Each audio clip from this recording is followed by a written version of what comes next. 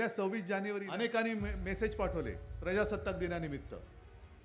मी काय त्यांना रिप्लाय देत बसलो नाही, पण मनात एकच प्रार्थना केली की पुढच्या वर्षी सुद्धा प्रजासत्ताक दिन येऊ दे. कारण यावेळेला जर का आपण चूक केली आणि नको ते पुन्हा निवडून दिले तर मला नाही वाटत या देशामध्ये प्रजासत्ताक दिन राहील. प्रजासत्ताकच राहणार नाही.